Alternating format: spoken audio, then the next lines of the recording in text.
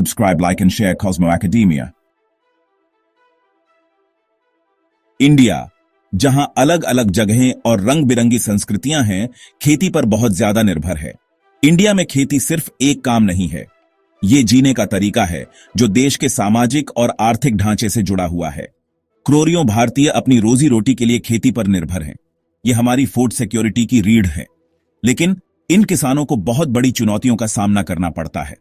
सूखा, बाढ़ और अनियमित मानसून जैसी प्राकृतिक आपदाएं उनकी फसलों और रोजी रोटी के लिए लगातार खतरा पैदा करती है। कीड़े मकोड़े और बीमारियां एक और अनिश्चितता पैदा करते हैं। ये जोखिम खेती को एक अनिश्चित पेशा बना देते हैं, जिससे अक्सर किसान कर्ज और गरीबी के चक्र में फंस जाते हैं। इन चुनौतियों को समझते हुए भारत सरकार ने किसानों की मदद और सुरक्षा के लिए कई योजनाएं लागू की हैं।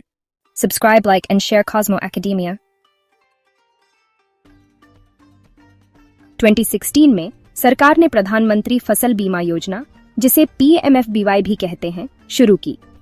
इस मुख्य योजना का उद्देश्य फसल के नुकसान के खिलाफ किसानों के लिए एक सुरक्षा जाल प्रदान करना है। PMFBY व्यापक बीमा कवरेज प्रदान करती है, जिससे आर्थिक सुरक्षा सुनिश्चित होती है और किसानों को आधुनिक कृषि पद्धतियों को अपनाने के लिए प्रोत्साहित किया जाता है। यह योजना कई तरह की फसलों को कवर करती है, जिसमें मुख्य खाद्यान्न से लेकर व्यावसायिक और बागवानी फसलें शामिल हैं। फसल खराब होने पर आर्थिक मदद देकर PMFBY किसानों में विश्वास पैदा करती है।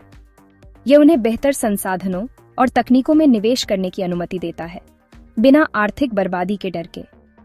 बदले में यह कृषि उत्पादकता में वृद्धि करता है और देश के लिए खाद्य सुरक्षा सुनिश्चित करता है।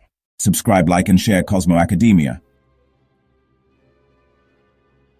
किसानों के कल्याण के प्रति अपनी अटूट प्रतिबद्धता को दिखाते हुए केंद्रीय मंत्रिमंडल ने हाल ही में PMFBY और पुनर्गठित मौसम आधारित फसल बीमा योजना या RWBCIS के लिए एक महत्वपूर्ण बढ़ावा देने की मंजूरी दी है। 2021 से 2026 की अवधि के लिए इन योजनाओं के लिए 69,515 करोड़ रुपए का एक बड़ा आवंटन किया गया है। यह बड़ा निवेश इस बात को रेखांकित करता है कि सरकार इन योजनाओं की भारतीय किसानों के हितों की रक्षा करने में महत्वपूर्ण भूमिका को पहचानती है।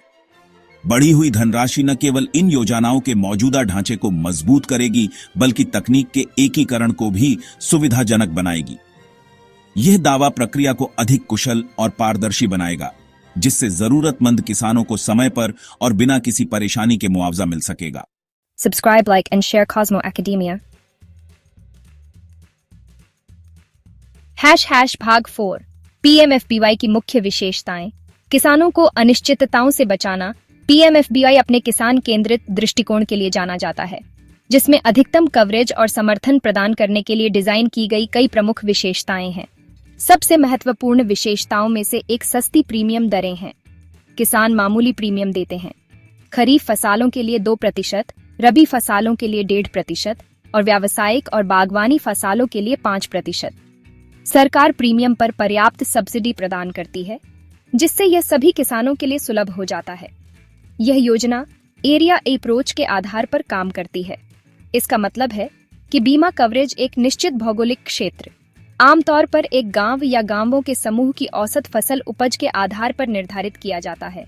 यह व्यक्तिगत आकलन को समाप्त करता है, प्रक्रिया को सरल बनाता है और विवादों को कम करता है।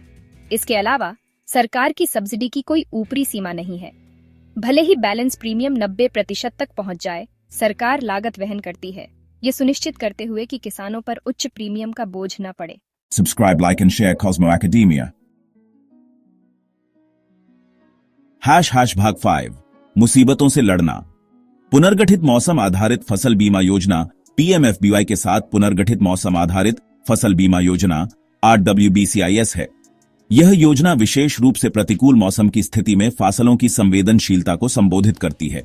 RWBCIS सूखा, बाढ़, चक्रवात, ओलावृष्टि और तापमान और आर्द्रता में बदलाव जैसे खतरों के खिलाफ बीमा कवरेज प्रदान करती है। यह भारत जैसे देश में विशेष रूप से महत्वपूर्ण है, जहां कृषि का एक महत्वपूर्ण हिस्सा वर्षा आधारित है और मौसम की अनिश्चितताओं के प्रति संवेदनशील है। RWBCIS जलवायु परिवर्तन से जुड़े जोखिमों को कम करने में महत्वपूर्ण भूमिका निभाता है। जिसने चरम मौसम की घटनाओं की आवृत्ति और तीव्रता को बढ़ा दिया है। मौसम संबंधी नुकसान के लिए बीमा कवरेज प्रदान करके RWBCIS किसानों की आय को स्थिर करने और कृषि की स्थिरता सुनिश्चित करने में मदद करता है। Subscribe, like and share Cosmo Academia. # भाग 6 सबसे आगे तकनीक।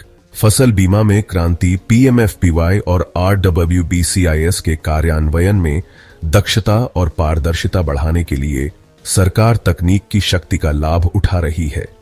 मंत्रिमंडल ने 824.77 करोड़ रुपए के कोष के साथ fund for innovation and technology FIAT के निर्माण को मंजूरी दी है।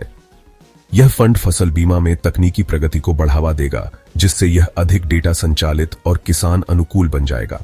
FIAT के तहत प्रमुख पहलों में से एक टेक्नोलॉजी का उपयोग करके उपज अनुमान प्रणाली YES टेक है।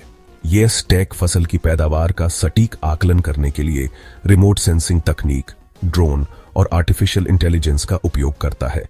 यह मैन्युअल फसल कटाई प्रयोगों पर निर्भरता को कम करता है, जो समय लेने वाले और त्रुटियों से ग्रस्त होते हैं।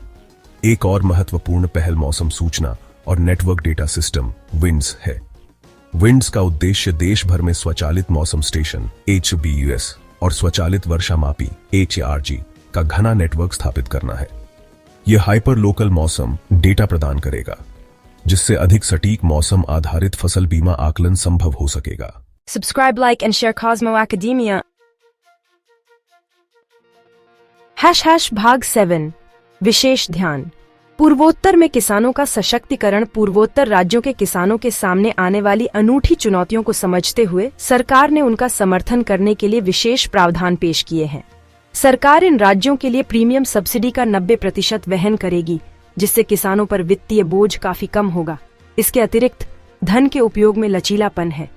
यदि कम सकल फसाली क्षेत्र या स्वैच्छिक भागीदारी जैसे कारकों के कारण फसल बीमा कम लिया जाता है, तो आवंटित धन को क्षेत्र में अन्य विकास परियोजनाओं के लिए पुनः आवंटित किया जा सकता है। यह लचीलापन सुनिश्चित करता है कि पूर्वोत्तर राज्यों की विशिष्ट आवश्यकताओं को पूरा करने और क्षेत्र के कृषि क्षेत्र के समग्र विकास में योगदान करने के लिए संसाधनों का प्रभावी ढंग से उपयोग किया जाए। किसानों, विशेष रूप से कमजोर क्षेत्रों में का समर्थन करने की सरकार की प्रतिबद्धता इन विशेष प्रावधानों में स्पष्ट है। Subscribe, like and share Cosmo academia.